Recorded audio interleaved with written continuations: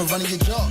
If it ain't about the dollars, then it don't make sense. Got me sipping brown water, but it ain't from Flint. Trying to chase all this bread, though the shit won't last. About to shut the city down like a crypto crash. Stacking my coin, stacking my coin, stacking my coin, stacking my coin. Bitcoin. Yeah, it's your boy Crypto Blood. We are back. Missed you guys last weekend. We're going to get started here. Episode 41. Got my man King Bless. The second half of the Kirby Crypto. Gentlemen of Crypto. I'm going to make sure you guys check them out as well. Ill Cryptomatic. What's going on, brother? We're going to get started here in a second. Hop.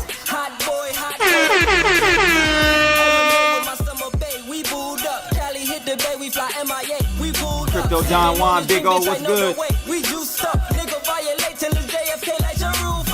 Coin daddy bout them chips, nigga, rap snacks. Face all in a box, nigga, Mr. Snapchat. Fucking with that I Reparations. Boy, we don't talk about all that, man. Stacking my coin. We'll talk about all of that tonight. Stacking my coin. Stacking my coin. Bitcoin, Litecoin. Hope you guys are stacking your coin. Shout out to man who came. Stacking my coin. Stacking my coin. Stacking my coin. Stacking my coin. Bitcoin, Litecoin, Ethereum, cash. Bitcoin, Litecoin, Ethereum. I'm old school, Beretta, I on the sparrow. I told you, make moves. We're gonna have some real deep conversations this evening.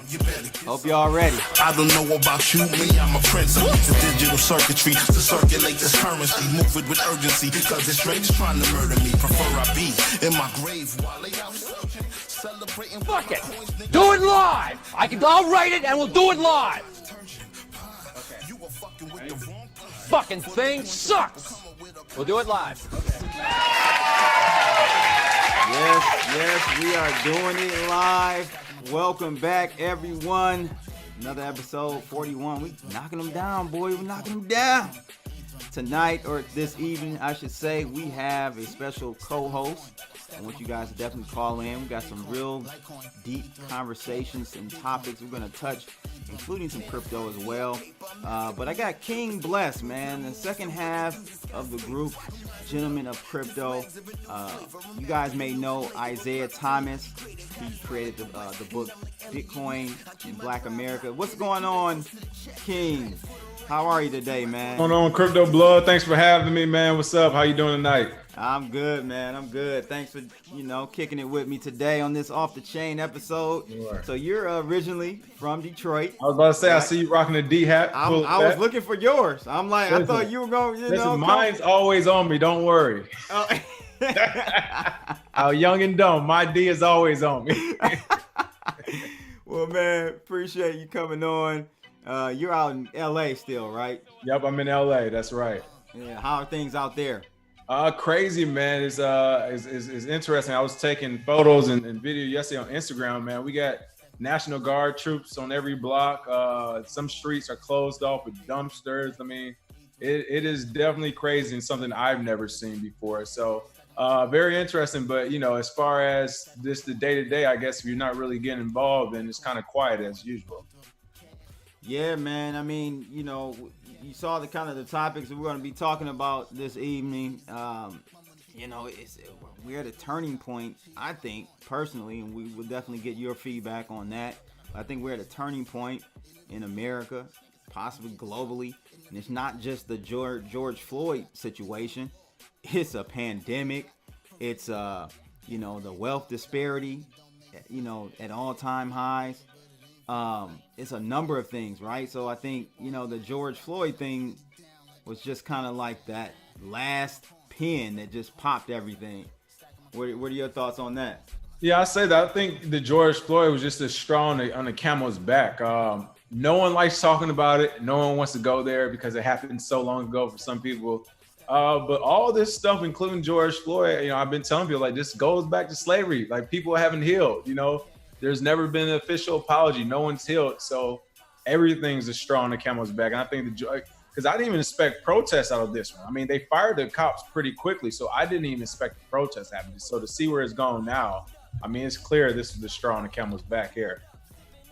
Yeah, man. I mean, I agree with you. I totally agree with you. I didn't think that it would be, it was just another killing, man. We've seen so many. I'm desensitized to it now.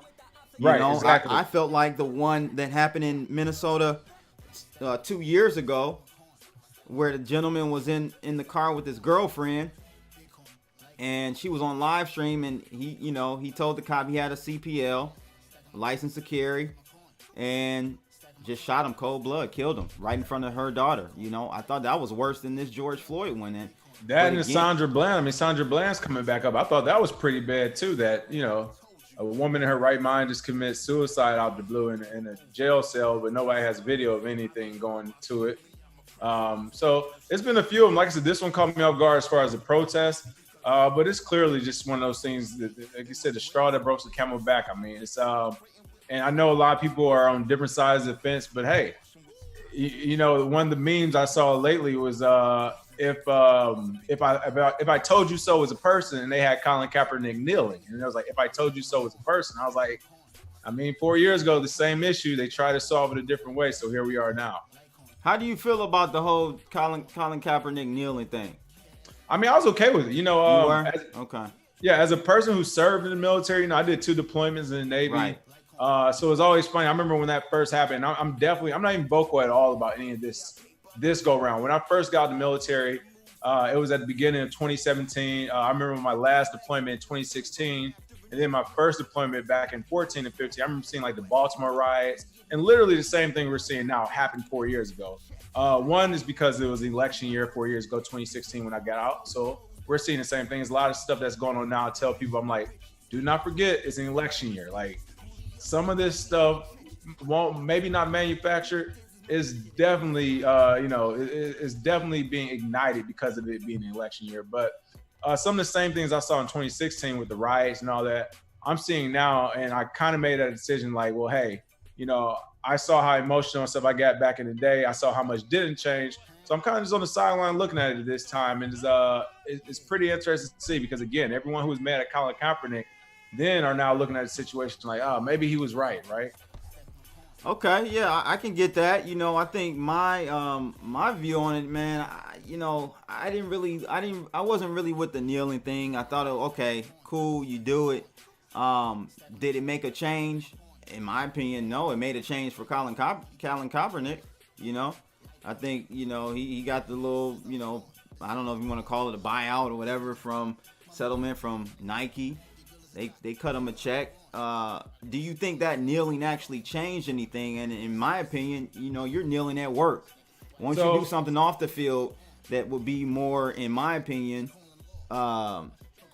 proactive and have a bigger impact in the actual community versus kneeling at work.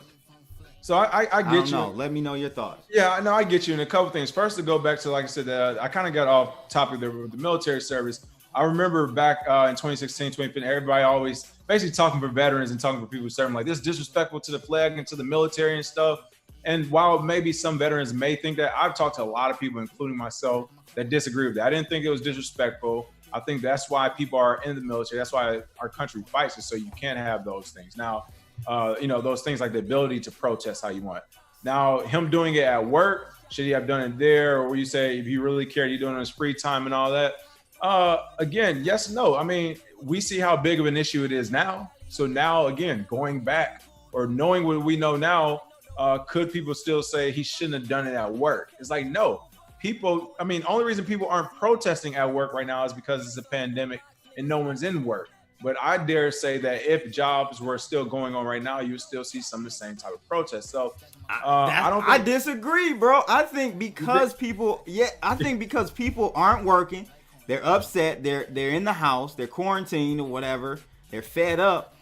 Again, like we just talked about, George Floyd's incident was not the most brutalist one I've seen. Or the most cold-blooded one, in my opinion. I think it was the one that was on camera from beginning to end that made the most sense, too. Like how everybody said, just take that silence, you know, sit silent for 8 minutes and 40 whatever seconds. I think that's really, people are starting to acknowledge, like, okay, that is a bit excessive. And then... Oh, it is, absolutely. But my thing is, if everyone was at work, you know what I'm saying? It would have been just like the other ones. It would have been just like the other ones. I mean, that's definitely fair. But to go back to your point about maybe he should be doing stuff off the field and all that. Again, I can't agree with that one only because it's one of those things where you can say that you can't make an excuse for the reason why people are protesting. Like it's one of those things where you're talking about everything but the issue. At the end of the day, one of the things I keep telling people is that, I always talk about the United States, the executive office of the United States, the president of the United States has never apologized for slavery. And I said, if you want Obama to really do something, you should have had Obama apologize for slavery. And people are like, well, he shouldn't have to be the one to do it, right? Like, why would you have a black president do it? And I try to explain to people, it doesn't matter who says it. It could be a person in a monkey suit who we elected president. The fact is, as soon as someone says it, it opens up all type of legal rights on an international scale, right? So I feel like it's the same way with the protest, whether Kaepernick did it at work or if he really cared, he can do more afterward. It doesn't even matter that he's the one who did it. It's the fact that on a national level, now people are saying, why is somebody willing to do this at a job where you make millions and you're talking about police brutality? So I think that was important in and of itself. But I do get what you're saying. Like, hey, it's like you get millions of dollars. If you really care, you can go start a program and do it. I get it. Yeah, I mean, and Prolific said I'm tripping on the fact I'm not saying Prolific cryptos that it wasn't a callous and brutal murder. It was. What I'm saying is I've seen worse. I've seen worse on camera.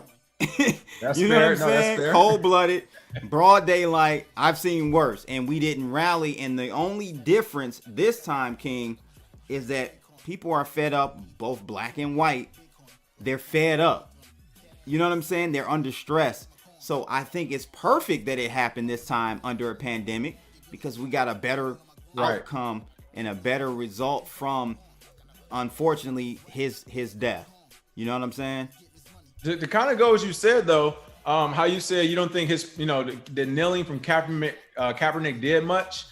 I could go to say that for me personally, I could say that for stuff like protests as well. I don't think regular protests do much. And this is an exception. I wouldn't consider this a regular protest because this time you actually have the rioting and looting that goes along with it. And I know for some people they're saying that's not protest and all. Here's the thing. When you're talking about freedom, period. When you're talking about your freedom or equality, there is no proper way to do nothing. You don't need no rules from nobody. You don't need permission from nobody. You do what you want. Because one of the things, one of the shining examples I like to show people is the United States. The United States has never asked for permission to do anything. We do it. And we get away with it because it's the way we do it. And we're going to keep doing it, right? So it's kind of the same thing. Whenever you talk about freedom, equality, if any of these things mean that much to you, for me, a protest isn't enough. I don't think protest or sitting on a knee or taking a knee does anything but bring attention to a subject. I don't think it actually changes it. When you're talking about changing, I think the only way to really change it, I know we're going to talk about this more. One of the ways is with Bitcoin's advocations through the financial system. And the other way is the way I know, that's coming up through Detroit and being in the military. There's a whole different way of doing things and something that the United States has shown that's the way they do it. And they don't ask for permission. They don't apologize. And they don't ask you, how would you like them to protest? They just go out there and get it done, right? Yeah, no doubt, no doubt. Big O, I made you a moderator for the room. Got some trolls in there heavy today, for sure, because, they want to come out when we talk about serious issues like this that's going to really change America for the better, I think. I hear you, bro.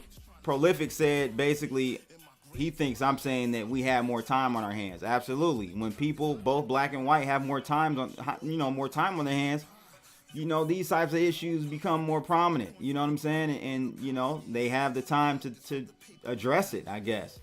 And so we're leaving out too. The rioting and looting may have happened anyway. I think we were grocery stores away from closing from a riot happening or looting happened anyway. You know what I mean? I think that was going to happen. It's just that this the whole thing with George Floyd kind of sped that dynamic up. But we were already in a pandemic, right, for a few months, shelter in place. Like in California, I'm guarantee you, if they would have closed grocery stores, you would have saw some looting happening overnight. Yeah, no, I agree. I agree with that, definitely. We got a caller, man. Let's go ahead and get this caller. He's been waiting. I'm sorry I didn't hear you, bro. Call on the line. It's your boy Crypto Blood and King Bless today. Who's calling in? Yo, Blood, what up? What's going on, bro? Yo, nice to meet you and nice to talk to you. My brother on the right. I ain't even get to really get acquainted with you and your name and everything, but I know you affiliated with Jay and Bitcoin and Black America LLC. Yeah, for sure, man. Thanks for calling in. Yeah, so he's that's a fact. Check him out on YouTube, man. Kirby Crypto, him and Bitcoin Zay. They do they're gonna get started, right? You guys kind of took a hiatus while he was. Yeah, we took a hiatus because Bitcoin's there on the other end of the country, but we're gonna get back started here soon. Yeah, as a matter of fact, I just bought the book. It's coming in on Tuesday. I tweeted it and everything. You know what I mean? But I'm here to talk about the underlying issue, bro. All right, let's do it. All right, yo, look, listen. This whole thing is being blown out of proportion. You got a whole bunch of people doing a whole lot of talking. The underlying issue here is the unpaid debt. George Floyd, if he would have had the restorative justice that he was owed, that his grandfather's bled on his soil for, he wouldn't have walked into a store with the $20 counterfeit 20. Okay, that's going out of that's going to limbs here to say, like, you know, what could have happened if he would have been in the proper social standing. What it is that we are all witnessing the fact that constantly, time and time again, Black American men, this whole thing turned up, the world turned upside down for Black American men. I was, you know, pretty much things that happen to us every day. You know what I'm saying? So pretty much people are tired, and then you got other groups taking advantage, and we here to squash all of that. You know what I'm saying? Because this is the underlying issue here. Okay, how do you feel about seeing other races and other cultures getting out there in support of the marches and stuff? What do you think that's a symptom of? I think that's the effect that Muhammad Ali had when he went to Africa. You know what I'm saying? People love the Black man here in America. And I'm Ghanaian by descent. You know what I'm saying? The Black American man is the most cocky man on earth, and I feel like people are standing with his plight because everybody is in the house now, and everybody's on Twitter and social media, and they really seeing what's going on here in America, the greatest country in the world economically, which the Black man has built for free. And it was not by his design, but by his sweat and his blood. You feel me? So it's time to wake up. Let's not play with it. You know, I mean, I'm not going to sit here and run around and give you pie in the sky notions of what can and what can't be. This shit is possible. The Federal Reserve just printed $10 trillion in our face and gave it to all the wrong people. You know what I'm saying? So we know there's money going to be printed into infinity. Now, look, if it comes to us, it's going to... Mr. G, hold on, bro. Hold on. Let me ask you this, bro, because money doesn't solve anything if the root problem isn't addressed, right? It doesn't. You can give people money and they do the wrong thing with the money. So help me understand where you think, what do reparations look like to you in today's society, 2020? What does it look like for Black America? I'm glad you brought that up. You brought that up because understand this, Blood. It's not necessarily what the people are going to do with the money. It's a debt, regardless of what outcomes come from this debt. It's a debt that they created this machine called America. You know what I'm saying? Like, Black Americans are literally like the creator player for Madden. All right, Oklahoma is the state that America never wanted. The Trail of Tears ran through Oklahoma. So basically, long story short, I'm not going to say the N-word on your channel, but long story short, the state of Oklahoma was a state that was made like through Black and Native American sweat and blood, and it was taken. You feel me? It was taken up from under them. You know, and this is really that's going to the Black Wall Street story, right? And amongst other stories of how Black wealth was robbed over time. Okay, you had Black men that were strong men that after the Reconstruction era had farmland, men that had 10 acres, matter of fact, 100 acres, and turned it up with his own two hands. Feel me? 5 years later, the state or the local municipality would come and sweep it out from under them because the man could not read. You understand? We're not stupid and we're not going to. There are a lot of underlying effects going on today to where people can't even live where they want. You know what I'm saying? And it ties on to the greater financial pyramid scheme with the whole global wealth inequality. But we're talking about here in America. You feel me? And that's the underlying issue of what's going on. Like, what the whole turn up was about George Floyd, and the reason why George Floyd was murdered. You know what I'm saying? It was because of the underlying issue here. You know what I'm saying? I'm not going to just say like the Federal Reserve can just print all this money and we're not going to go through hyperinflation or anything like that. My friend, I'm personally a do for self for myself. I run a small recycling company in the Bronx, and I do cans and bottles. I'm fairly well off. I could say I could ride out some kind of a financial downturn of some sort. You know what I'm saying? I'm on the crypto wagon and excuse me, I'm on the crypto train and amongst other things. So I'm not, financially blind. I'm pretty financially astute thanks to a little bit of your help as well. Yeah. So how do you think, Bitcoin Zay's new book, Bitcoin and Black America, how do you see, and do you see, or should I should ask, do you see Bitcoin and crypto helping bridge that gap? Because I had a comment from one of my buddies on Twitter, Matty Greenspan, and I think he was referring more to, he hasn't read the book, but he was referring more to the Cointelegraph article they did about Bitcoin and Black America, and he doesn't see how Bitcoin will directly help Black America. What are your thoughts, and how do you see crypto playing into it?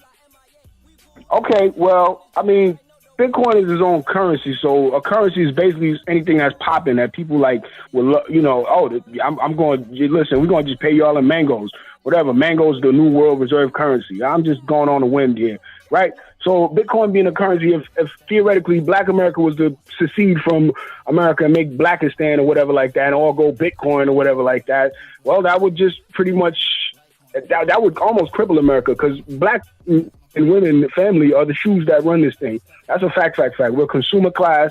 We have nothing. And a lot of us are slowly waking up. I've been knowing this for a little while, for years, and I follow prominent YouTubers and like yourself and other people that I get a scope of things from all various sources of the internet. And a lot of things do point to Bitcoin as far as being the solution of breaking away from the system. It's not going to solve any problems, right? The money doesn't solve problems, but money changes situations. Prolific yes, Crip said that crypto ain't gonna bridge shit for Blacks. We always last to the party. How do you feel about that? Well, let me get King in on that. What do you think?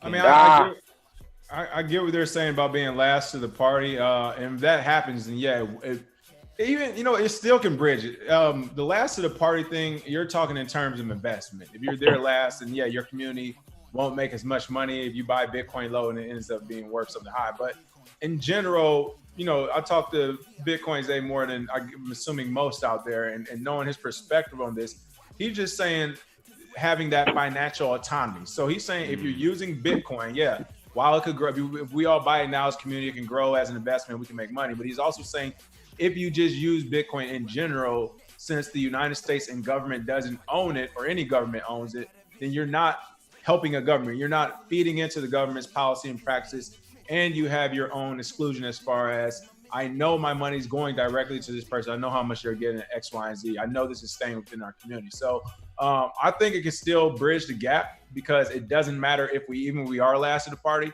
as long as we're actually using it. We can use it outside of a system that everyone doesn't agree with. Indeed. Might I add something to that, Mr. King? Oh, for sure. Yeah, absolutely. Yeah, I was going to also say, seeing as how we're in a time of economic things are up in the air. There's a lot of new businesses being created, and the possibility of crypto to be, kind of a link pin, or kind of a thing for the creation of all these new businesses. Like I say, you got a young kid or whatever like that. You got a young man that's, once this whole thing burns off, and the ashes and everything, and new businesses start to pop up, new online businesses and things like that. I believe crypto and they're gonna tie hand in hand. So I don't know if it doesn't really matter who's gonna be last to the party. Whoever's saying that, just talking about in terms of they're gonna have more Bitcoin than the whole Black community. Like, we already poor. So at the end of the day, it really won't matter. Even if everybody was to have a little bit, it would just that it means that we all will be part of a separate system. Let's answer to that guy right there, talking about we're going to be last or something like that, right? In terms of having more Bitcoin than the next person. That's even a stupid notion. I'm just getting into this shit yesterday. You know what I'm saying? I know. Yeah, but I think I get what he's saying. I think he's actually Black himself. I think what he's saying is that. I didn't know who that was. Yeah, no. Yeah, it's all good. We typically are late to the party when it comes to anything financially oriented. wealth building, right? Wealth building. Anything that seems like magic. No, we typically last to the party, bro. So, crypto's being a new form of a financial tool for individuals. That's the concern, I guess, what Prolific was saying. And I mean, I can understand where he's coming from. So we got to do a good job helping introduce people to this new form. Right. You gotta get out there and help people understand what crypto is and why crypto is, why even need crypto. The way I normally do it, King, is I turn people to what is wrong with fiat first. Tell them what is wrong with fiat first. Then it's easier for you to guide them into and introduce them to a crypto. If they understand the whole concept of inflation and our wealth being stripped from us on a weekly basis now, with these zero interest rates, we can't get any yield. Yeah. Tell them about that. Then introduce them to something like not only crypto, but stocks, and other forms of assets where you can actually build wealth from. And it's a compound interest type of scenario for people. Go ahead, King. Yeah. I was just saying, I'm kind of losing now, but it's kind of what we started the conversation off with before we went live. When I was saying, now that I'm looking at how the market is and the government is, I don't believe as much as I did before. And what I mean by that, so the technical side of Bitcoin is still super sound, right? To me, it still makes no sense, with the exception that I know that most people aren't that intelligent. Other than that, it makes no sense why people aren't using Bitcoin. I mean, it's sound. Technically, it works, right? Like, that's all that should matter. And I bring that up because the same way you bring up, hey, I think the first thing we should do is educate people about the dollar. Well, it's kind of like what's going on. I want to add something. I want to add something to that. I want to just give my little anecdote on how I educate people in my area about Bitcoin. I just tell them it's a better way of saving money. Right now, you need an appointment to even set up a bank account. Like, Bitcoin is ready, set, go. There's no question or nothing about it. Download it. You know what I mean? I'll sell you some Bitcoin. You know what I mean? That's how I get people in. It's a better way of saving money. You know what I mean? It's direct access to. See, I don't think the technical thing is kind of like what Crypto Blood was saying. How you say you teach them about money. It's kind of like this thing with George Floyd. Do you really think in the year of 2020 people don't know about police brutality and racism? They know. They don't want to know. For whatever reason, they don't want to know. I think it's the same when it comes to Bitcoin and the monetary system that we're under. How much $1 trillion just got printed, like you said, the devaluation of the U.S. dollar.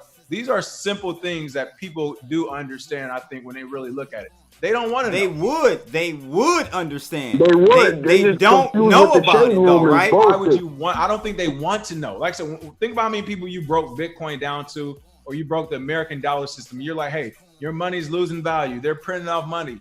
And to them, for some of the people I talk to, they're like, so they're more scared than anything. They're like, well, what happens if the American dollar goes away? And you're like, well, here's Bitcoin or something, like you said, where they're like, no, all I know is the American dollar. Well, let's talk about saving this. They're more concerned about saving the dollar than they are trying to do something new that's technically sound, I feel like.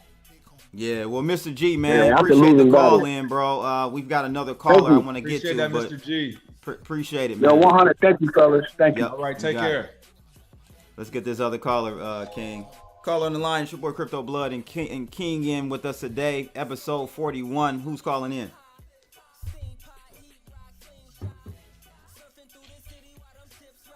Caller, you there? I guess you're going to have to call back. But yeah, man. Oh, yeah. There we go. There we go. I'm sorry, I had you on mute. It's default, though. It's default. What's going on, brother? Just listening to the conversation. I want to just say that, black people are always late to the party with financial stuff because you don't got wealth. So if you don't got wealth, how are you going to pay attention to what's going on, what's the new product, and what's the new concept? Very true. When it's hand to mouth, there's no point of even thinking about trying to set aside something. You're right. Absolutely. But yeah.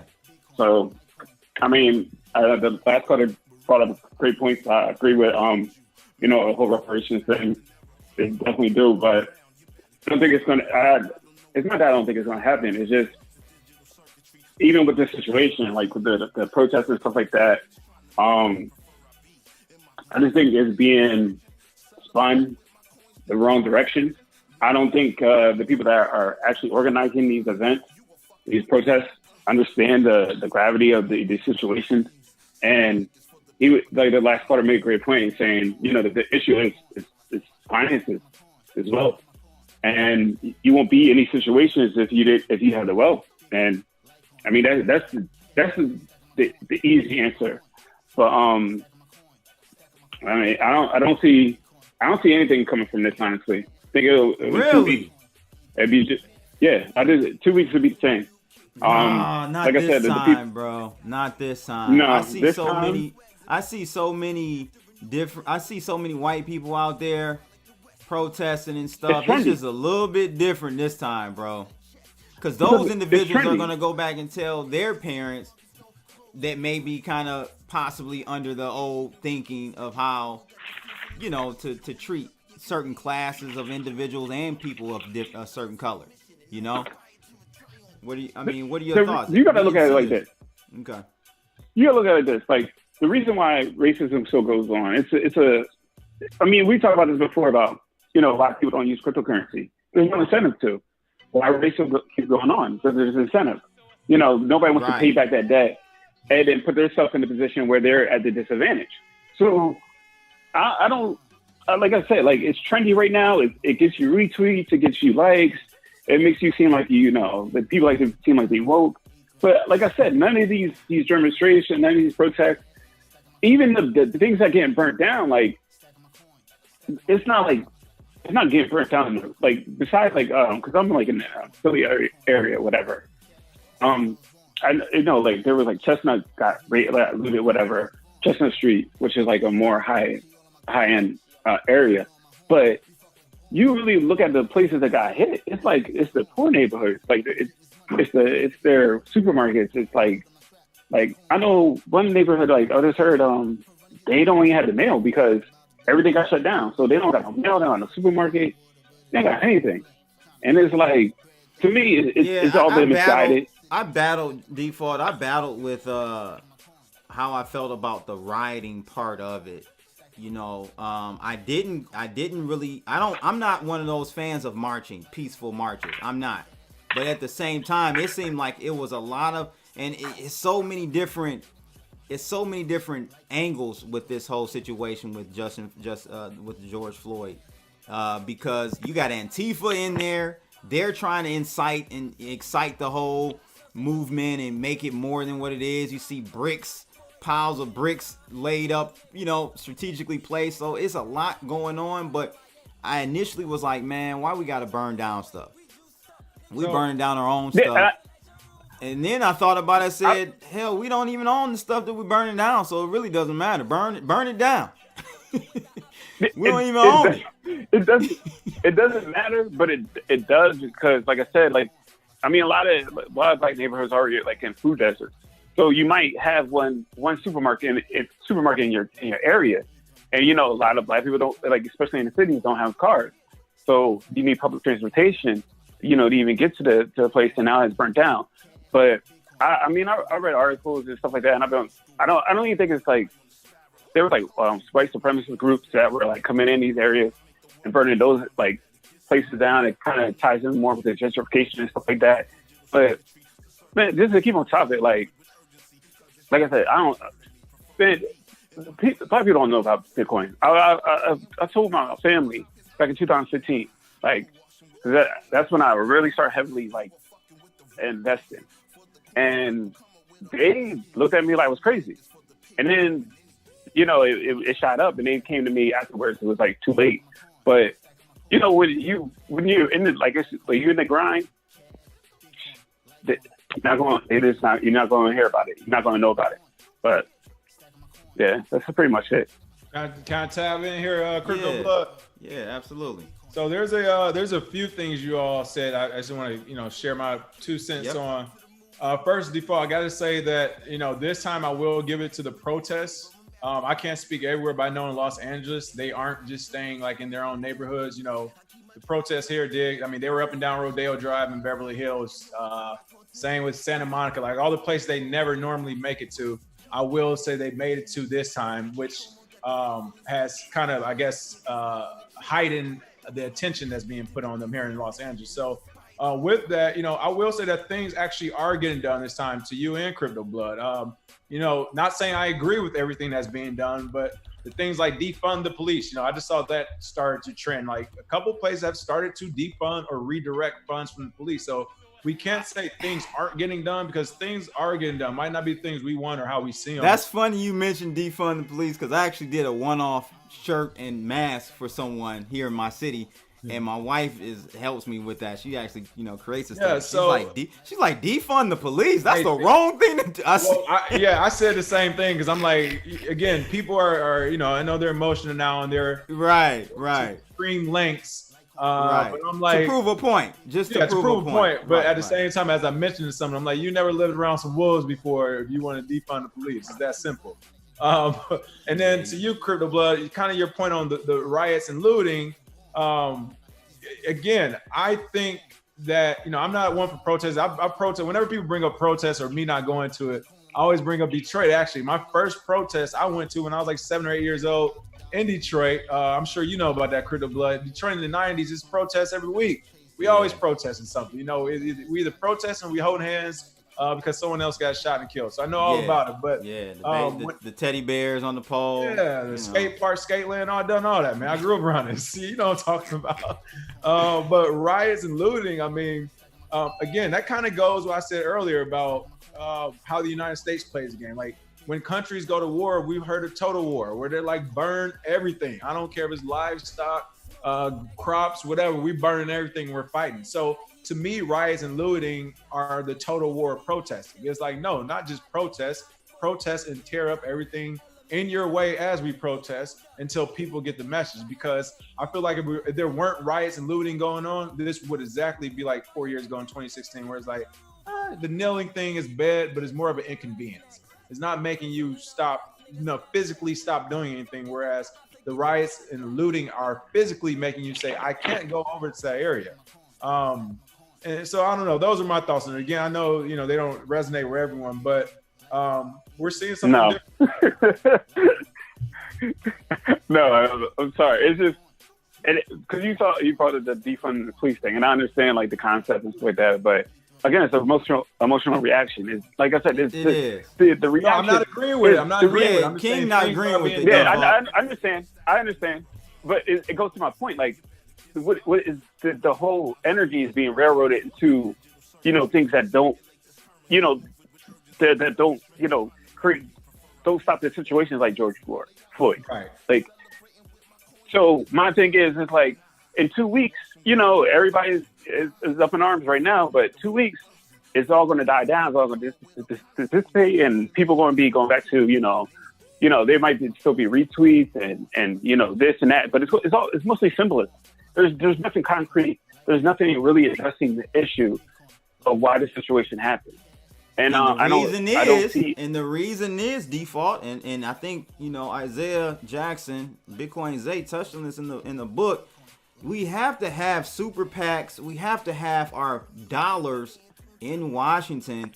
And even at the local municipality level, we have to start basically buying our way in.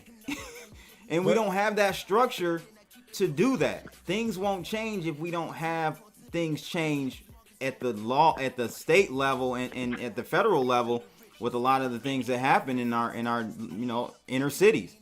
I think we need to see more cops that look like us patrolling our neighborhoods.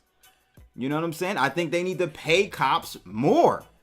Kind of going black or white. They need to pay cops more, bro. Because I think if you are a well-paid individual, especially in a situation where cops put themselves on the line and could be dead every night they go out there, they don't get paid much, man. So the morale there is not really there, especially in the inner city that you typically have to deal with more than you do in the suburbs and stuff. So it's a lot of things that I think need to change that will have to change by our influence, like I said, in Washington and at the local level. I just want to say that the thing that needs to change is you got to stop making Black people vulnerable. You got to stop making them be exploited. And like I said, nothing I'm seeing from the protests or any rhetoric or anything from anybody, from the majority of people, from 99% of the people, are addressing that. That's the issue. Like, Black people in America are vulnerable. They are the underclass. They are made to be the underclass. And, you know, you could pay the cops more. You could do all this until you need to put real financial resources in the pocket of Black people. You're not going to have a super PAC, because it goes back to my main point is, we're not in Bitcoin. Well, Black people, majority are not in Bitcoin because they don't got money. You don't even know what it is, because they don't got money. They don't even know what real money is. So how you going to have, you know, this right? That's what I'm saying. It starts. We got to re-educate the people from the core first. But you don't. Education in the inner cities are horrible. They'll never learn anything about money. By design. Well, kind of go along with the Bitcoin thing too. You both were talking about. I think in Crypto Blood, even when it comes to investing in these super PACs like you and Bitcoins, they mentioned, or municipalities. I think the bottom line in buying Bitcoin, it comes with culture. A lot of the people, you know, a lot of the communities we're reaching out to, they don't have a culture of winning. So I think even like on an individual level, many people don't feel like they're smart enough. They're lucky enough to have found Bitcoin or stumbled on it and it be the right move for them to make. I think people are so used to losing or being in that second place position or not being in that position of power, being in the financial, being positive on the financial side. They're so used to, they're actually telling themselves subconsciously, like, this can't be right, or I need to do it this way, or they're so scared of doing anything different because they're so used to losing and being the loser. So it's one of those things where I think it's a mental thing we gotta get around as well. Yeah, I hear you, man. I agree. But one more point, last point. Oh, yeah. I would say, like, this last point, the way to get Black people into cryptocurrency is not going to be through Bitcoin, because it's out of reach. It's out of reach because of the price. Like, it's just the perception. You know, Bitcoin is right now, it's like $9,700. Like, most Black people are not worth $9,700. What is your thoughts about Bitcoin actually being priced out of the lower middle class group? Like, do you think that that's already a problem? Well, so though we know we can buy Satoshis. Exactly. But people, they don't equate that though. They see $10,000 Bitcoin, they say, whoa, I can't afford that. So I was going to say that too. If they don't understand the dynamics of Bitcoin, then they're already priced out. And I mean, if people look, they were priced out at 3,000. They're priced out at 1,000, to be honest.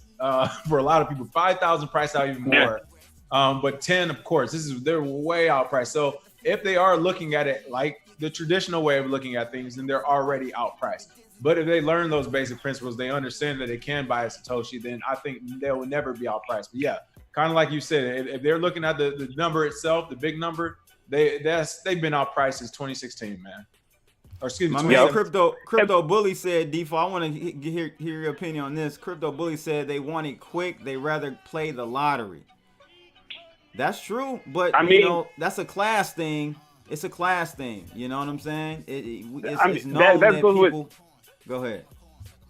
That goes with your hope. You know, that's people that hope and still looking for a chance. They're gonna, you know, they go those methods. But my thing is, and it was going to be the other point was, they look at the price and they see the price out. My thing is, I mean, somebody has to step in. If somebody can step in and create a project that targets, you know, the community and targets them, you know, not in a malicious way, but in a way that they do benefit, and, you know, maybe create a coin and have all the like the apps and stuff like that cater to like some of the cultural norms.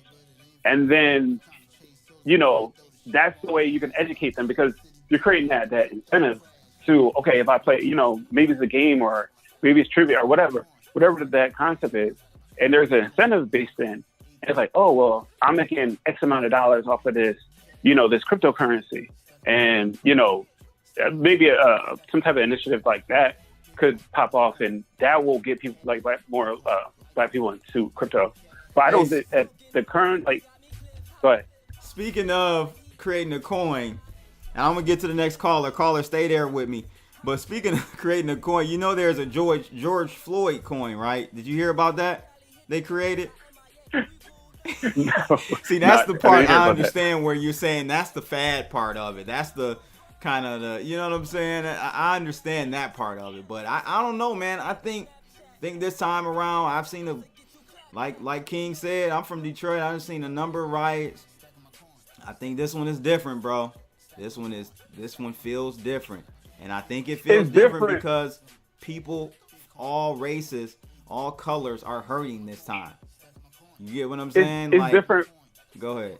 It's definitely different, but the results, my thing is the result. Like, we can have, people can burn down everything. But my thing is, what's the end result? Is it going to, are black people still going to be at the bottom socially, economically? Probably. Right now, Probably. I'm saying yeah. Yeah. Yeah, because guess what? Guess Guess who's going to be getting the contracts to rebuild the burned down buildings? Exactly. We most of us don't even we're not even in the position to take advantage of it. Exactly. So I understand, but I just think it doesn't happen overnight. I think this is a good step in the right direction. This is better than kneeling. This is going to change a lot of things, in my opinion. I think so, man. Yeah. But Default, thanks for calling in, man. All right, man. All right, let's get this other go. We got a lot of callers here, man, today. Can't even get to the next topic. It's your boy Crypto Blood, and I got King on with us today. Who's calling in? Yo, y'all hear me? Yes, sir. Hey.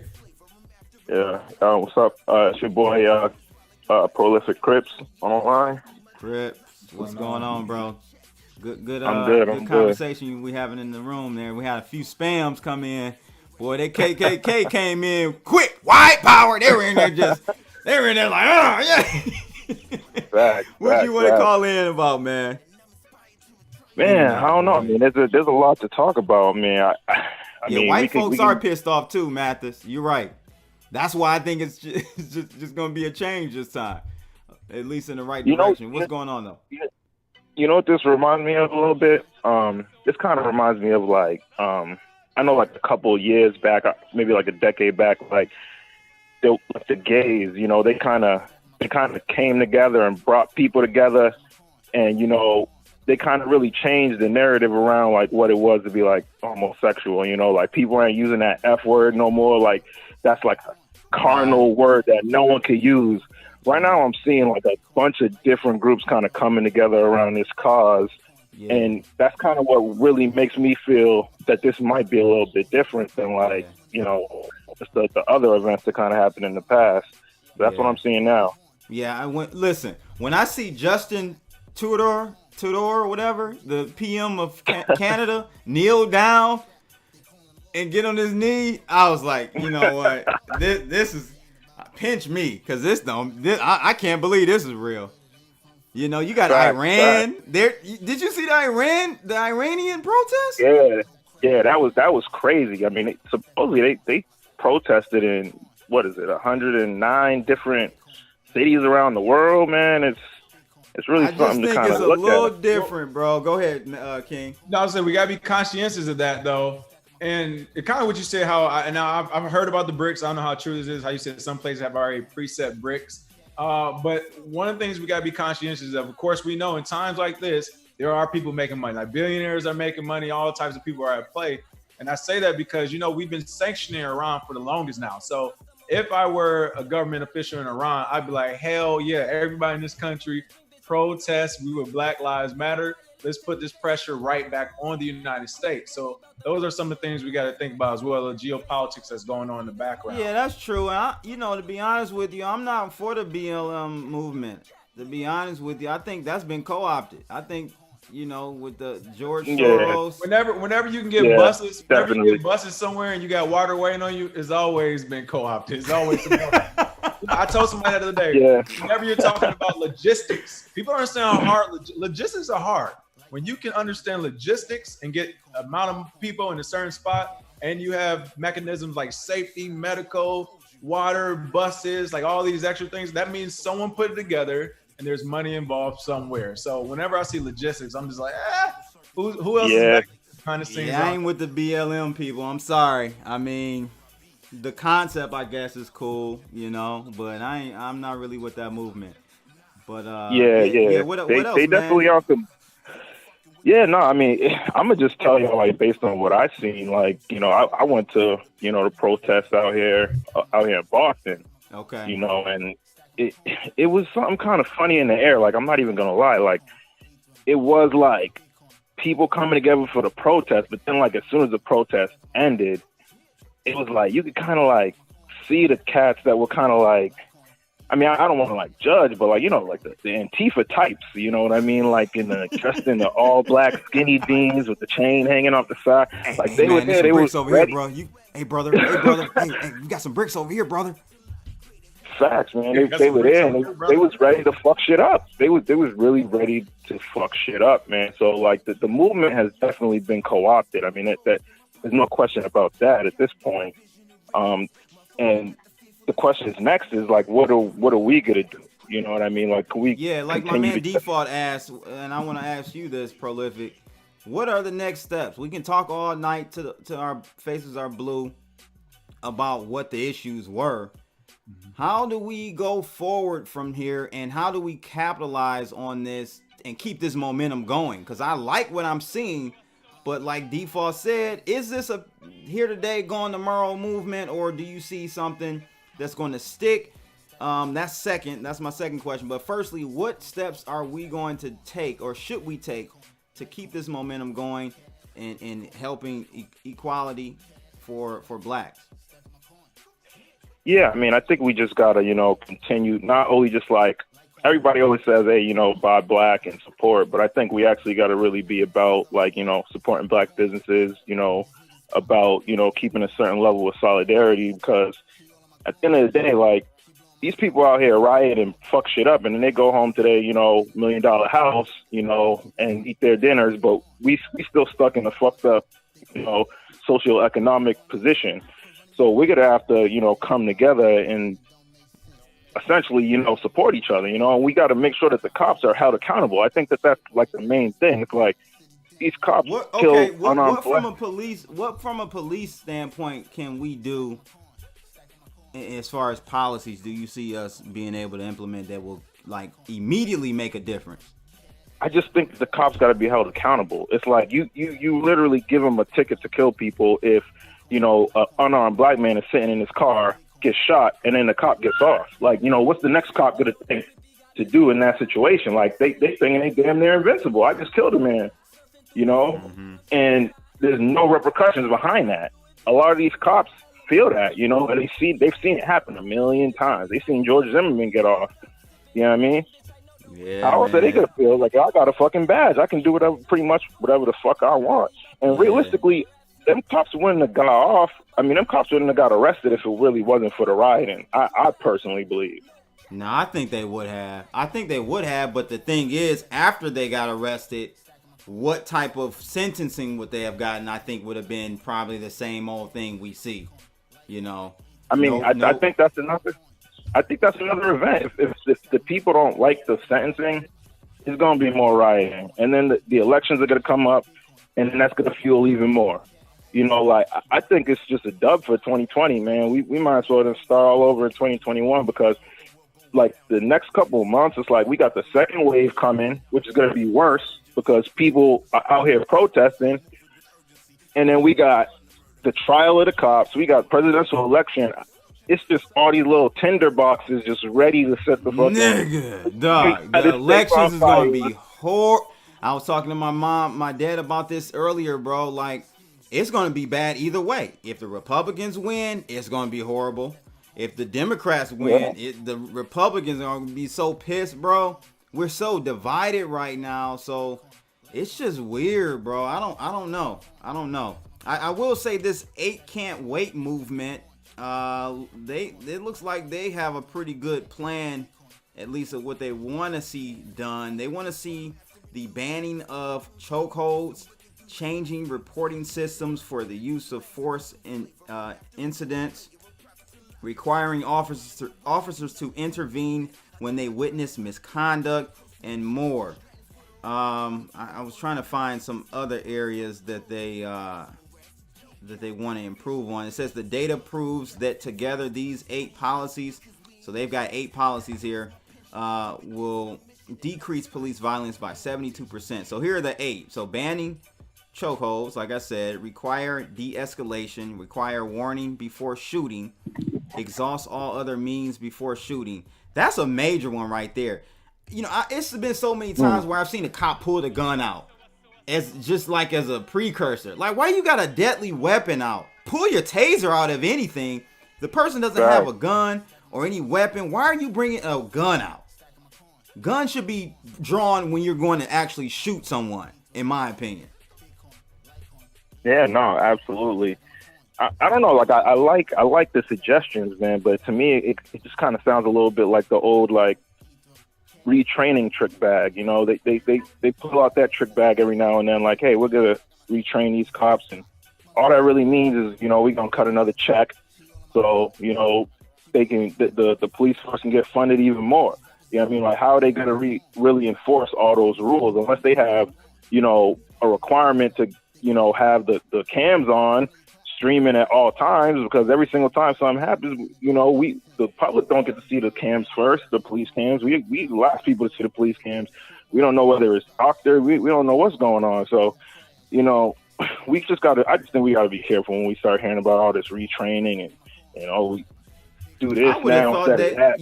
And the thing is, it's funny because I don't know after what incident happened. It had to be a black incident, but they finally got the body cams in most inner city police departments. I thought that would help. You still got people cops getting off with blatant murders going on, and you see it on video, and they're still getting off. So if that doesn't, I don't know, man. I don't know. What are your thoughts? I want to ask you before I let you go. What are your thoughts on reparations? I'm kind of torn on what the issue I have with reparations is. I don't understand a logical way of implementing reparations. What are your thoughts on reparations for black people? I just logistically, I just don't know, what does that even look like in 2020? Yeah, we need those though. I feel you on that, but we need reparations, bruh. Because what does that look like? It doesn't have to be just like, here's a check. I mean, it could be like, okay, you know, no taxes for, you know, 5 years, or like, okay, you know, like, or like, okay, free education, or, you know, it don't gotta be like cut me a check, but we gotta get something to kind of close out this disparity that's going on between blacks and whites. And realistically, black people, we earn this shit. You know what I mean? When motherfuckers came back from World War II, you know, black people, we didn't get to enjoy, you know, we didn't get the parade and get to enjoy the freedoms that a lot of people did. And we fought for this country, we built this country, we did a whole fucking lot for this country. And we got a slap in the face. And, you know, to this day, it's like, hey, just get over it. You know, things are good now. But it's like, no, we never got a formal apology. We never got we never got that 40 acres and a mule. We ain't getting none of that. So any form of reparations is way better than nothing. You know, like, we have to have that conversation at the end of the day, because it's just fair. You know, we need to be compensated for that. You know, the Native Americans got compensated. You know, the Jews got compensated. You know, Chinese, all types of people got compensated. But when it comes to black people, all of a sudden, oh, it's too far ago. It don't, like I said, it don't have to be a check. There's creative ways of doing it. You know, they do all types of shit in this country. It's passed all types of laws, all types of fucking bureaucratic bullshit. You can find a way to give reparations for black people. Like, it's a non-starter. It's a non-starter without reparations, because at the end of the day, it's like, how you gonna say, you can't just, first off, we never even got a real apology, but it's like, you can't really steal something from somebody and then just be like, okay, I'm sorry, we all good now? Like, nah, I'm gonna need that back. And, you know, still stuff, you know, a lot of black people were over here before even the slaves and all them came. So, you know, they stole from Indians and the black people. But man, that's a whole nother they ain't ready for that conversation. Right. King, you want to jump in? Yeah, so a couple of things. First, before I say this, I want to preface it with that I truly believe that for purposes of polarity, what we're seeing now, we're always going to see, and that's violence. All right. I mean, at the end of the day, you're talking about groups of people not liking each other. That's been like that since the beginning of time, as people have always fought over boundaries and resources, two of the main three things. So, and I say that because what I'm going to say next, people be on the fence about whatever, but I'm making that point because we say, well, what can we do about the police being different? What can we do about this being different? What can we do about racism? If all of us were the color purple and we were all 6 feet tall, flat, and the color purple, we would still find ways to fight and hate each other and kill each other. That's just what people do, right? But you know, I'm and what's your name again, brother? I didn't get your name. Prolific Crips. Okay, Prolific, yeah. I'm with you. I always go back to the apology, because when we're talking about stuff like police brutality, I think police brutality as a whole is the straw that brought the camel's back. At the end of the day, all of this stuff, it always goes back to slavery. That is always the conversation that takes a lot of these issues back. It goes back to slavery. And I think the reason why it goes back, and the reason why it will continue to go back, and the reason why you will continue to see looting and rioting and even worse things down the line if we continue to ignore it, is because, as Prolific said, there has not been an official apology. I always talk about that. People want to sidestep it. Until you get an official apology, nothing going to happen. I see, you know, someone in the comments, PP Poo Poo was saying like, hey, I don't think, you know, apology is going to do anything. People always say, you know, I don't think it's going to do anything. I don't think we should have to be the ones to apologize. I was talking to a black girl the other day. You know, I said Obama could apologize.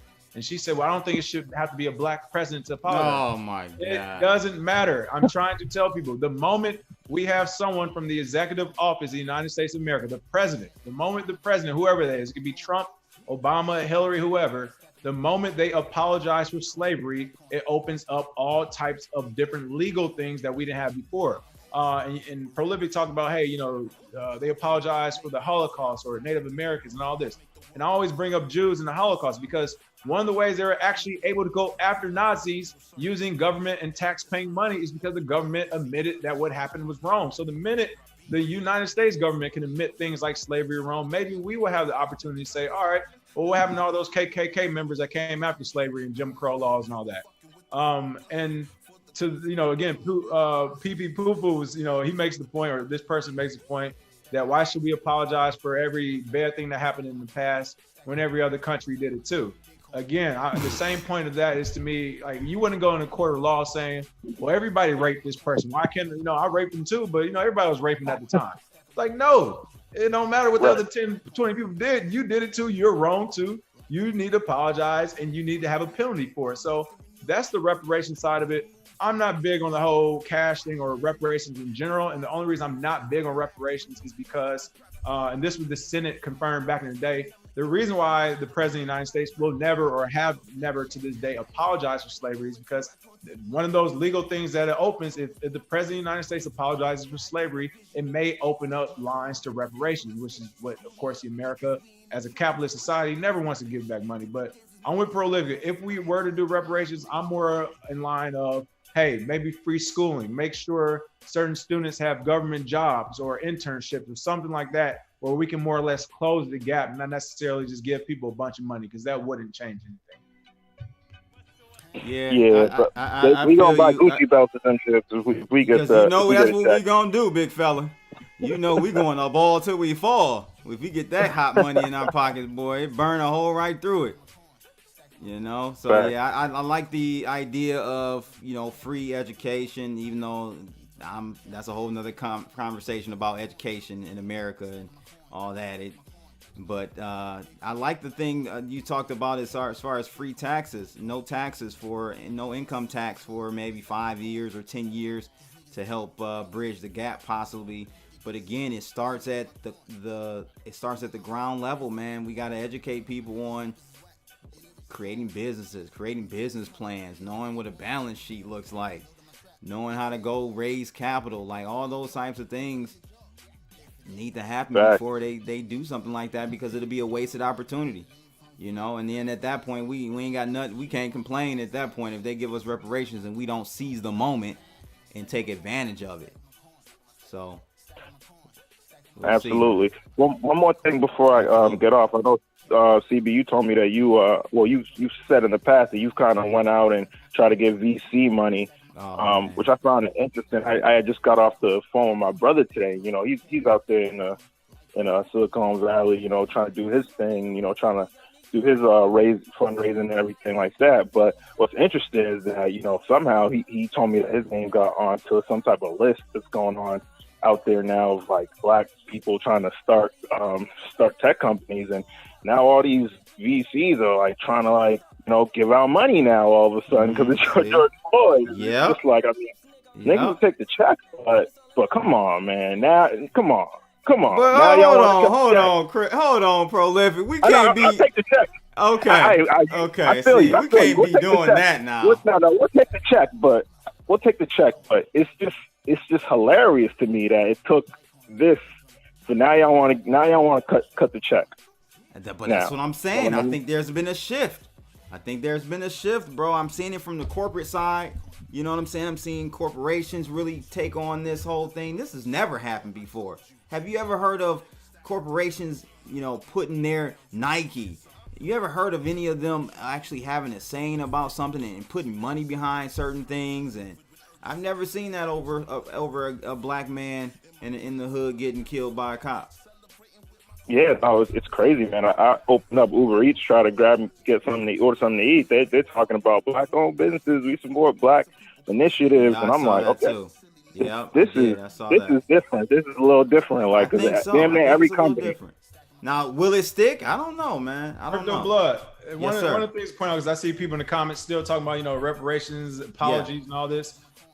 This is what I don't think people take into account. And again, for anybody who know me, I am more of the, you know, You're more conservative, right? I would say, yeah, more moderate conservative, but just in general, I am the pull yourself up by your bootstraps type. So for me personally, I don't need apologies from nobody. I don't need help with anything. I feel like I can get the job done.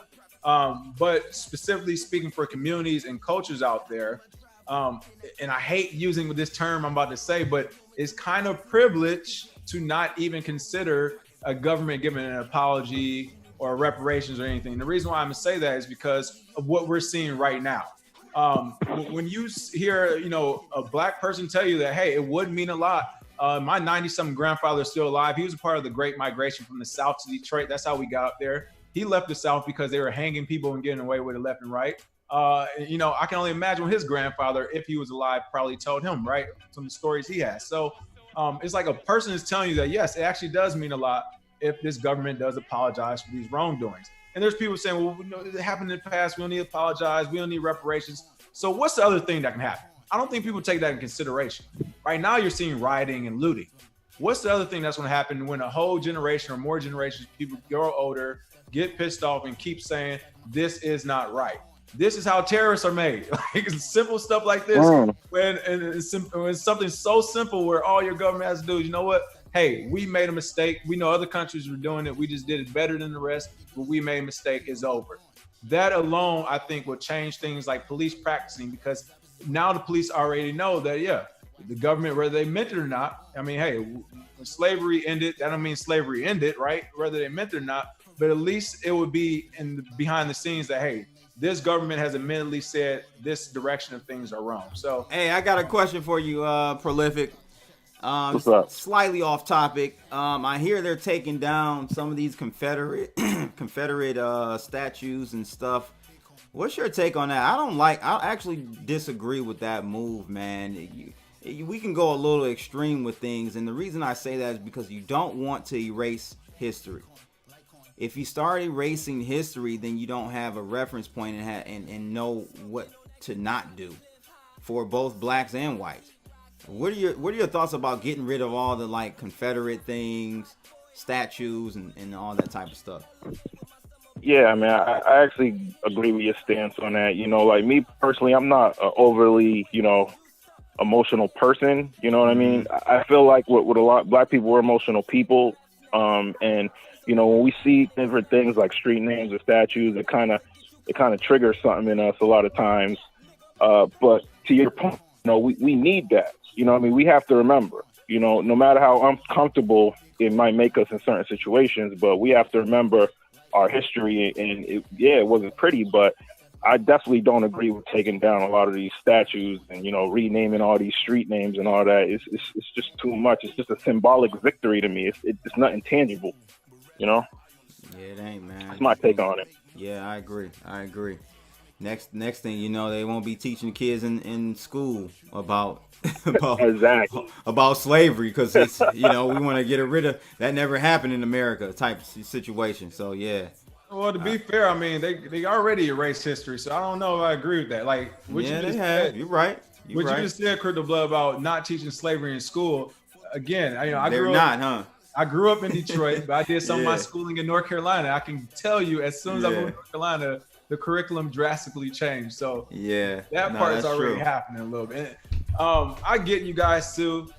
I would have to say I'm on the fence, but I'm kind of with it. Like, yes. And here's the thing: I saw somebody bring this up early. Like, since when do oppressors ever apologize? And that's why I always tell them, like, people in power will never give away their power. That doesn't make much sense, right? Like, It doesn't. That doesn't normally happen. It has to be it has to be done by force. Right. So with that being said, that's what's happening here when you're talking about erasing some of this Confederate stuff. At the end of the day, they lost the war. Like, that is what that's about. They lost the war. So yeah, if someone loses the war, I ain't trying to see your flag being waved around. Like, you lost the war. Like, that should be that topic of conversation alone as an American. They lost the war for America. Like, so that's definitely out there. But moving forward, I do agree with it. Hell yeah, because again, I think people forget we're a young country. We are a very young country, one of the youngest out there. And all that matters in any country is in who's in charge, what group of people, what person's in charge. So we can say how we feel about this all we want, but in another 50 or 60 years now, we do get some type of dictator in here. He said, I want to erase everything. We're going to erase everything. You know what I mean? So it's one of those things where, I mean, how much history are we missing out on if we get rid of Confederate flags and symbols? I don't know. It would be that much. There was an uprising. Half the country tried to take it. They lost. That was it. Yeah. Well, man, appreciate it, Prolific, for calling in, man. Any last words you want to chime in on? Any last things? Not really. I mean, I just appreciate you brothers, keep educating the community, keep reaching out to other brothers and making sure that we can, come together, and not just only blacks, whites too, everybody on the same page, Yeah, there's extremes on each side. You have, your Aryan Nation, white supremacists, but you also have black supremacists as well, and that's toxic as well. Yeah. It has to be a balance, and I think it's imbalanced right now as far as the wealth disparity we have in America, especially in the black minority communities. So that has to change, man. I just hope that this is a catalyst. I think so. I really do. Like you said, you see the corporations, man. That's a telltale sign, in my opinion. But we'll see. Yep. All right. Thanks, fam. Appreciate it. All right, man. Check out, Devo. Thanks, man. All right, there we have it. So yeah, man. I mean, good conversation so far, King. I think it's something that it'll never be solved fully. It'll always be a conversation. Most likely. I mean, this kind of goes to another broad topic where it's like, is democracy the way? And in a heterogeneous society, I mean, the United States is an experiment. Have we ever seen any other society on this planet? Right. As many different people, different colors, different religions, different sexualities. This whole thing is an experiment in of itself. So when we start looking for solutions, this is the weird part of the United States. It's like you look for solutions in democratic society, but no one's assimilated to the American culture, if we even have one. So everyone's gonna have a different opinion, right? Like, who's to say who is right? How does that work? And if we do it by vote, which, democracy and voting, I always tell people, it's not even a real democracy, because if we were to do things by votes, then everything India and China does should actually win out, because there's more Indians and Chinese people on this planet than anybody else. So what matters? Just the people in one location doing the votes? How are we breaking this down? What type of votes? I don't know. So, it opens the whole Pandora's box, I think, in general, when we ask different people what they think should happen. Everyone will never be happy. Yeah. No, I feel you, man. I feel you. Let's talk about, let's get on to another subject, more crypto related. Back in the house of crypto. Yeah, I want to talk to you about what's going on with Coinbase, man. This is pretty disturbing. So if you guys aren't aware, essentially Coinbase just signed a deal. Actually, the deal with the DEA was signed, and this contract has been running since April of this year, and it's going to extend outward, I think, into 2021. I think a full year. But they've essentially, they're selling their blockchain analytics service, or the service that they have is a blockchain analysis service to the DEA and the IRS. It says the San Francisco firm stands to make as much as $250,000 from the DEA for its identity attribution, quote unquote, software.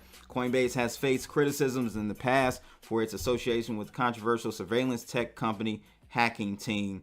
What's your thoughts on this, man? They're going to be selling. Actually, again, I have to correct myself. The contract with the DEA started April 3rd, and it's going to go through April 2nd of 2021. What are your thoughts about this, man? Well, my initial thoughts are congratulations, Coinbase and Brian Armstrong. Like, there you go. For anyone who still thinks Coinbase is for the community of people in crypto, you are wrong. You have been wrong. They've been showing us time and time again that they're not for the community, each individual person. No, they are for moving crypto forward on a wider scale, I would say. And they're definitely for making their money as a private company now, which has basically been, I won't even say infiltrated, but invited, because Brian Armstrong invited Wall Street over to work. Yeah, their whole company. That's what people have to understand, that Coinbase was funded by VCs. Yeah, Coinbase is as Wall Street as you can get at this point. Yes, so they're going to be looking for an exit. They need an exit from this. So that's my point. All of this stuff is, and you know what, when we started going to delete Coinbase thing about a year or so ago, Bitcoin's they made the video for it. One of the things I kept saying was, hey, the positive thing about Coinbase, which I will give us this praise, which is why I gave Brian Armstrong the hand clap, because as a crypto company, they are breaking barriers. They are doing things like working with the government and having all these contracts. But them actually doing this isn't catching me off guard, no. And I would say expect them to do even more. For them having this government contract save some of their VCs, is making them money. They're getting government contracts in the works. Like, this is who Coinbase wants to be.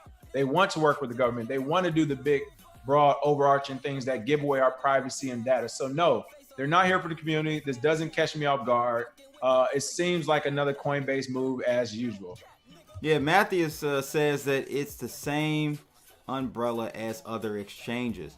So that kind of brings up a good point, in which, a point that I've been trying to highlight on my channel for the last 3 years, man. I think we're heading in the wrong direction in regards to crypto, and it's what we thought was supposed to be your own bank, right? And unconfiscatable. This is not unconfiscatable, because if the DEA or the IRS flags an account over there at Coinbase, guess what? Your funds are frozen. And that is something that's definitely not supposed to happen in crypto. Well, and then, they're coming after you for taxes too. They want to know where you done sent crypto to, where it's been received from. They're about to build this whole conglomerate of things to try to track addresses. So, I definitely disagree with it. I mean, it's a shame to even see this. But again, like you said, they have VCs. It's no surprise. Yeah, it's no surprise. It's no surprise. They have VCs backing them. I mean, at the end of the day, they were just one of the first and bigger crypto companies and exchanges, but everything about them screams Wall Street. I mean, again, Coinbase is trying to go the route of Facebook. That is exactly right, Nathaniel. I agree with you. Yeah, I agree with him too. We gotta rename Coinbase to Coinbase 69. Cause it's like Tekashi snitching on y'all. Y'all better stop messing with Coinbase 69. I'm telling you. If that doesn't, listen, if I need to do a video, or I think you guys have done, I don't really do tutorial videos on my channel. We did a tutorial how to get off Coinbase. Yeah, so if you can, drop that in the chat room for individuals so they can check it out. I don't typically do tutorial type videos, but there's a number of ways you can stop using Coinbase as an on-ramp. The Bitcoin ATMs is an option, but I know the fees are very, very high with Bitcoin ATMs, sometimes 30% higher than spot price.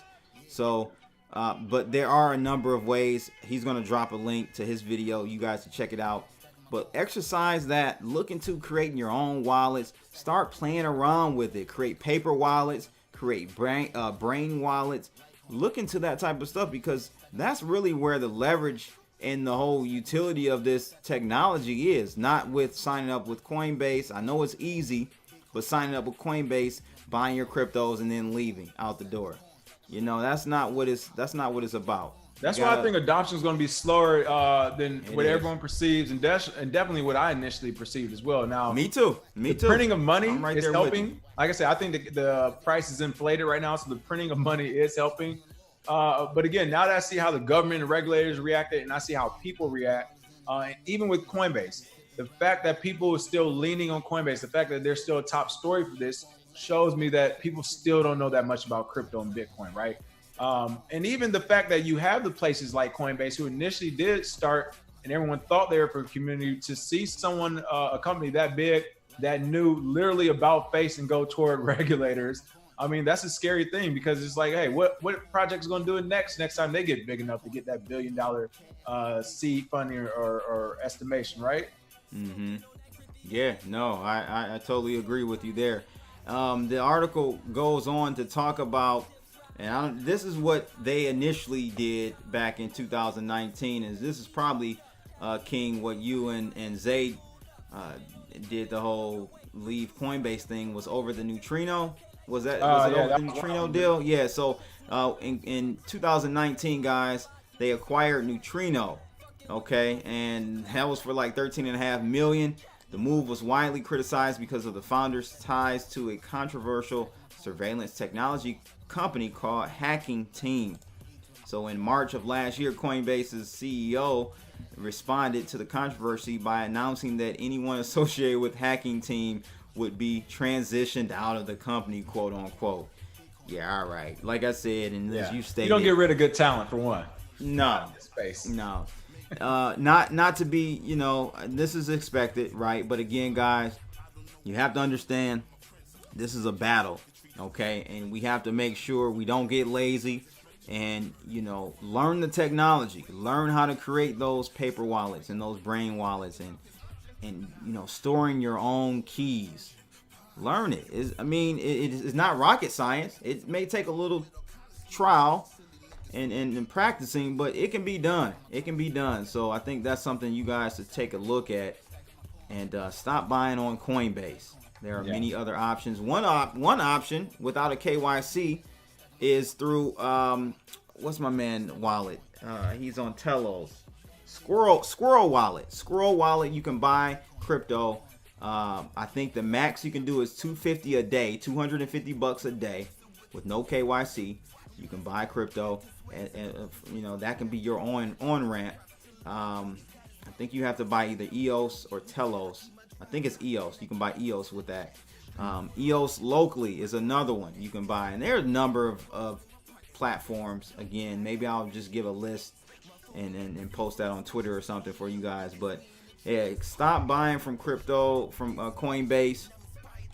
Or if you What's have your thought? to, Do you think it's a good thing that places like Coinbase are working with the government and getting big? Because on one hand, you can, this Coinbase will be the story where they're like one of Bitcoin's first unicorn companies. Started from nothing, multi-billion-dollar company.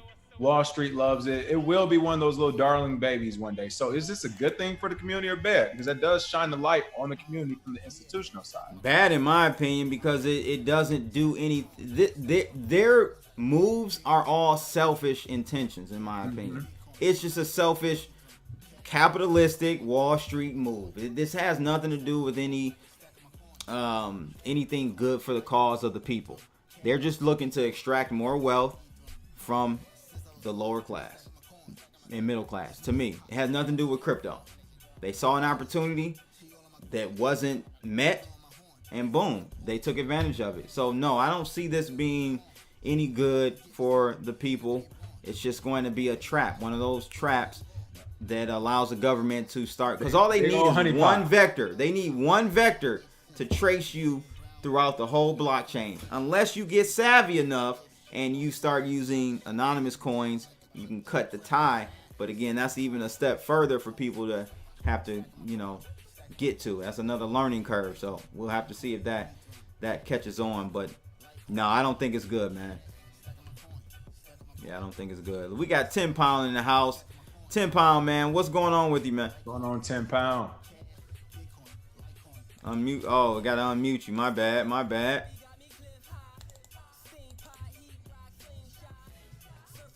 Come on, 10 pound. Oh, there hey, we what's go. going on, bro? Hey.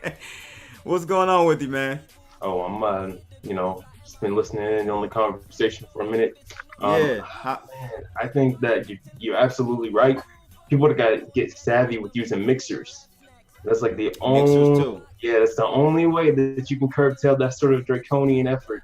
So what mixers do you suggest? Tornado mixer. Yeah, that's honestly one of the best ones to use for EOS, ETH, and BTC. Okay, so guys, I want you to check out Tornado Mixer. Was it tornadomixer.io? I'm not entirely sure what the domain is. I'll pull it up. Mixer. Okay, is it Mixer Tornado? Is that it?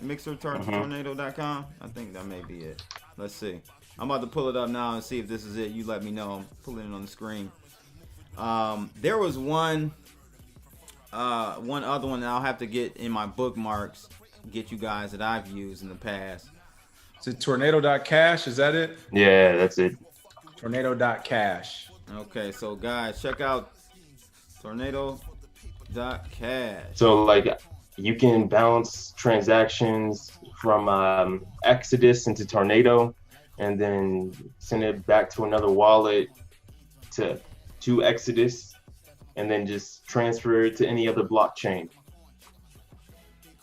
There you go, guys. Yep. Definitely check this out. This is from a trusted that's good. source. You said from Exodus wallet you can do that? Yeah, exactly. So nice. you bounce in from Exodus to Tornado back to Exodus, and then you're switching from chain. Nice. Someone say, are there any fees on the mixer? Yeah, always. Yeah, always. I was about to say it's very rare that you won't see that. That's how they make their money. They gotta get paid a little bit, but it's worth it. Just to do every once in a while to break that chain of communication, because chain analysis is watching. Let me tell you. Yeah, everybody's watching now. It's crazy. Right. Everyone's watching now, man. So they have to until they find a way to break this game that we're currently in, and issue this whole IMF one world government currency. Well, yeah, I feel you. It's funny. You remember when the first stimulus packs were coming out? I mean, a lot of people glossed over them, but they were talking about giving it out in a virtual dollar. So I was like, all right, well, that means you already have the wallets in the American dollar, virtual dollar made. It's already made and completed. Now it's about when we're going to actually push it out to the street. So that's going to be crazy when that does happen. No, totally. I completely agree. But I honestly think that this whole digital dollar thing is a farce, really, because the dollar is primarily digital right now. There's not much going to change, at all. If anything... It is digital right now, but the difference is with a crypto digital dollar, they have even more control, because now they can literally stop your wallet from transferring funds out. They can freeze it. They can do all types of chain analysis that they couldn't. It's a little bit harder because it's all segmented in the digital economy, what we have right now. But it is, man. It's actually going to give them more power. So, I mean, for the most part, I guess when it comes down to the forensic side of it, just the data analysis, but overall, it's not going to stop them from just typing all these numbers in willy-nilly and inflating the supply, you know what I mean? And, pulling back the supply, deflating the supply as they see fit. But honestly, the dollar is the world reserve status. At that point, isn't going to exist anymore. It's just not going to exist anymore. Once they move towards this whole digital system, that whole hegemonic, Geneva Convention based agreement that pegged the dollar to be, the world reserve currency might be moot, because they're going to need to do a global debt reset to transition into this brand new system. It's not going to be possible without that. So, yeah. Well, if you guys aren't familiar, there is a new program that the Fed is working on. It's called Fed Now. I don't know if you guys are familiar with that whole situation. It's going to be rolling out, I think, the 2024. So that will be the new service they're using that's going to replace the current ACH platform. that we're using. So you're gonna have same day debiting and crediting of your accounts. It's gonna be instantaneous. Wires will be instantaneous. I see this being the rail for a digital currency to come right after it, or maybe at the same time by 2024. Definitely, this will probably be something they'll be integrating as well with this FedNow service. Yeah, well, like you said, I agree with them. It's I think it's more, like I said, for data analysis. This is just more the digital currency the United States or the Federal Reserve make is literally just to get away from some of the steps. Right now, they had to contact the bank to see what bank check did this and all that. I mean, there's so many different steps. I think literally the reason why they're just trying to transition to it is so they can get rid of those steps. They can see everything on one website versus having to call up a bank, for them having to call up another bank and to figure out where this piece of paper may have and may have not have ended up. So I'm kind of on the same agreement with that. Yeah, absolutely. But the logistics of this, how they're going to be able to deploy this after this whole pandemic, of course, you said it was going to be deployed in 2024. Yeah. How do you feel like this is, well, not necessarily feel, how do you project that this is going to play out in the long term?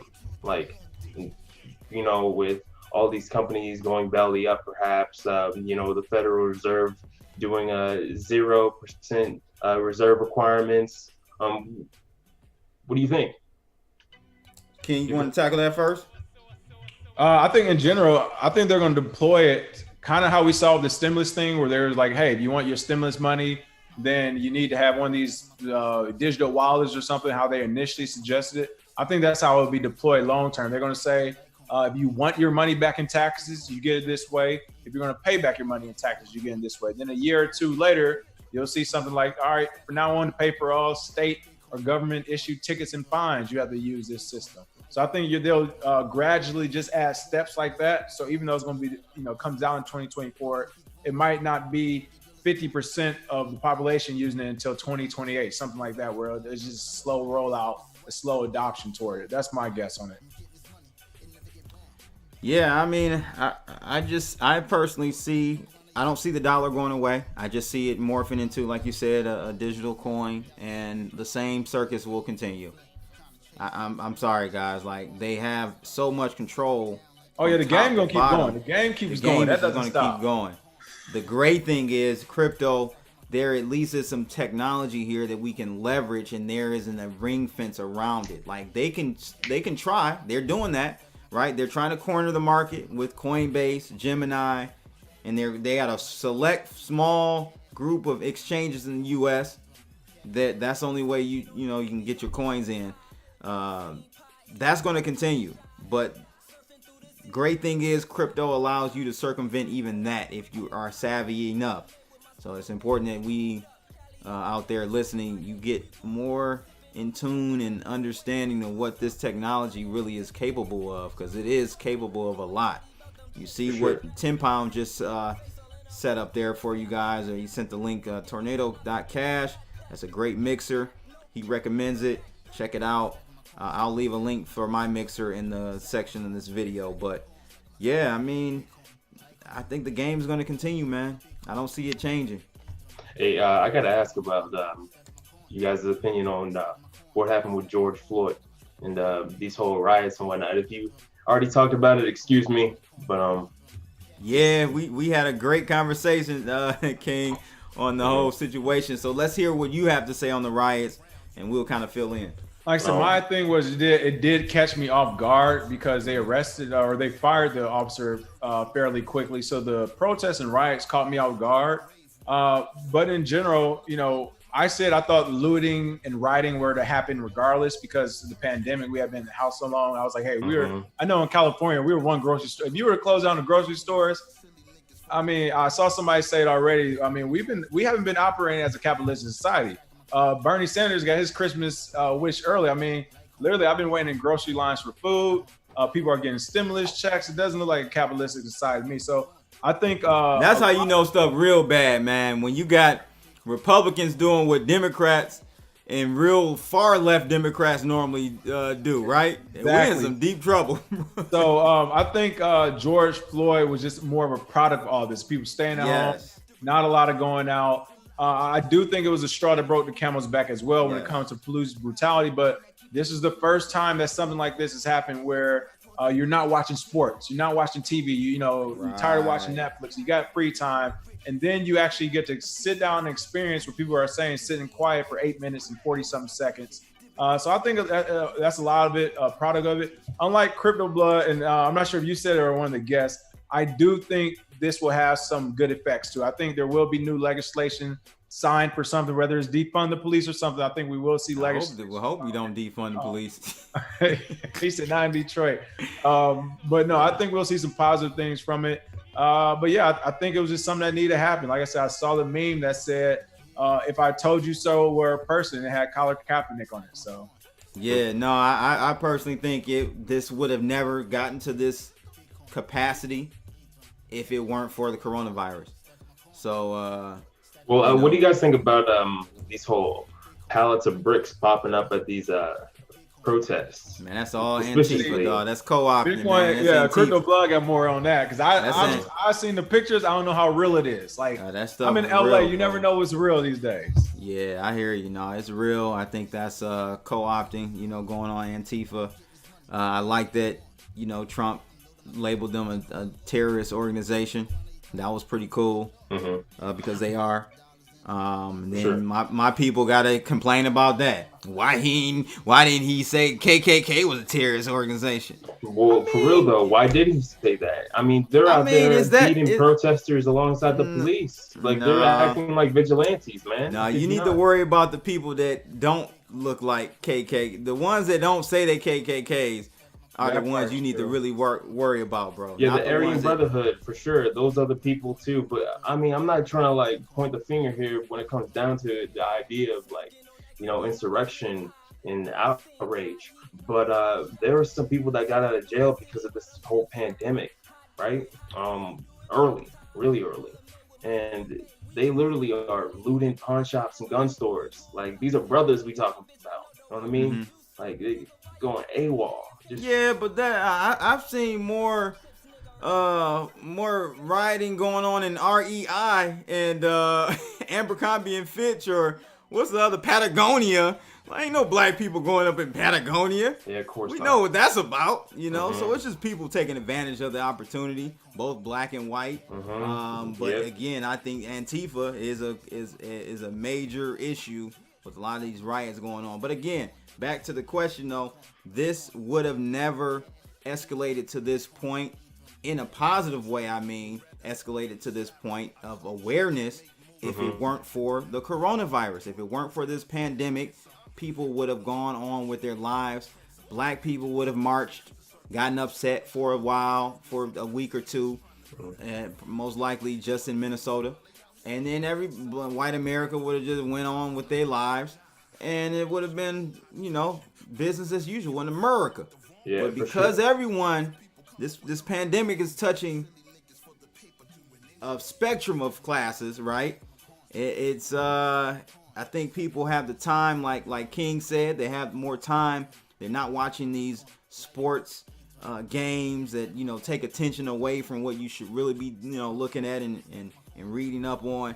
I think it was a perfect time for something like this. Unfortunately, had to be his death, George Floyd's death. But this is great, man. I think it's gonna be a lot of change that come out of this. For sure. Hey, I gotta ask though, man. Were you expecting the whole international approach to protests at all from this? We talked about that. That was a shot. Now I think King has he's a little suspicious of that movement though, right? Certain like the Iran ones, I'm suspicious of. Like the countries that we have not been aligned with, I'm definitely suspicious of. But in general, no, it makes sense because, again, kind of what you said, Crypto Blood, and I'm seeing this too. At the end of the day, the protesting and all that's the trending thing. And we see what happens when something's trending on social media. Everybody jumps on board. So I think a lot of it is that. When you talk about a lot of these other countries, it's not like a lot of people, parents in other countries doing it. There's a lot of people, kids doing it, bringing their parents out. And that's because these same young adults are the ones on the music, listening to the music we produce, watching the movies we produce, on social media that most of us are content creators of. So I think that's just a byproduct of that, of saying my favorite YouTuber, Instagrammer, video game, X, Y, and Z. these are the people following it. Now, on the flip, I do want to give credit where it's due to some of these people because Call of Duty put Black Lives Matter on their screen for anybody who play video games. And Call of Duty, that is not their market. Like Black Lives Matter, that part is the opposite of their market. So to see someone like all I know is on them shoot 'em up games, you always got the white little kids on there calling, "Nigger, you this, get out of here, nigger." I mean, like, God. That's my point. If you see like Call of Duty, someone who didn't have to post it on the game, knowing it's going to push away some of their, their customers, their clients. That means we're looking at something real here. To me, that's when I was like, "Oh, this is a real thing right now." It's a real movement. I'm glad to see it. I saw someone in the comments say that Jay Constant said it was great to see a mixture of cultures protesting. It was. I agree, man. I love that. Yeah, that was good. And like I said, this is the awakening. I think this is George Floyd, and that's the one part of the title. I think this George Floyd situation is a turning point, an awakening for America. That will have a lasting effect. Will it be this strong? Maybe not, but I think as it wears off, other things will evolve and come out of this that will kind of keep that flame going at some capacity. When does it wear off? That's the question. When does it wear off? How does this affect Bitcoin, right? Like, those are some of the things that are important. Yeah, absolutely. How does this protest affect Bitcoin? I mean, honestly, does it have anything to do with Bitcoin? No, I don't think it does. But here's the thing: it does have to do with the markets altogether. Because, like, I'm not for sure if you guys saw this, but like the Dow recovered like a couple thousand points on the news that America was burning and being rioted and looted. You know what I mean? Like, seriously, how does that happen? I'm gonna tell you how. You gotta build it back up. From an economics perspective, anytime you have a disaster, right? So let's say a hurricane comes and wipes out a whole city or a coastline. Well, actually adds to the GDP of that country for that year, for that quarter. GDP will go up because you have to now spend dollars to repair all these things. I mean, it just is what it is. Now, I think the stock market, that's a whole nother situation. That's so out of touch with reality. I don't even know, will it come back down? I don't know. Maybe it's just gonna melt up all the way until oblivion. I don't know. I get you, bro. Not only that, the debt to GDP ratio as well. That's completely out of whack right now. Yeah. Yep. Absolutely. So, man, it's been great, guys. Any last comments, my man King? Thanks for joining me as well this evening, man. Great conversation. Man, thanks for having me. I thought we were going to do all Bitcoin, but it's pretty cool to see and hear everyone's comments on the social side of things too. So it's definitely interesting to see that. Yeah, absolutely. And where can they find you on Twitter, man? Yeah, on Twitter, the best account is Kirby Crypto, the one you're looking at right now, KRBE Crypto. Of course, you can also see us on YouTube on The Gentleman of Crypto. You can type in The Gentleman of Crypto or Kirby Crypto as well.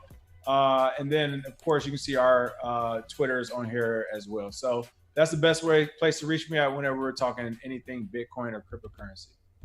All right, that sounds good. That's pretty much it, ladies and gents. 10 Pound, always a pleasure having you come in.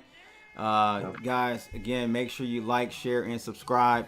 And click that bell. Share this video. It was a great conversation.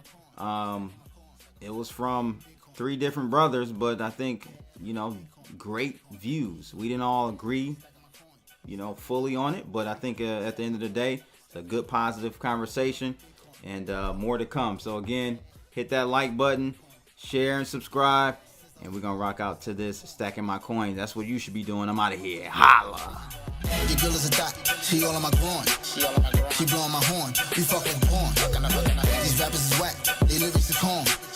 I'm getting this money, it never get born. I'm loading my strap, they calling them low. Trying to attack, for running your job. If it ain't about the dollars, then it don't make Do it sense. live! I'll write it and we'll do it live! Bread, though the shit won't last. Fucking thing sucks! We'll do it live. Stacking my coins, stacking my coins, stacking my coins, stacking my coins. Bitcoin, Litecoin.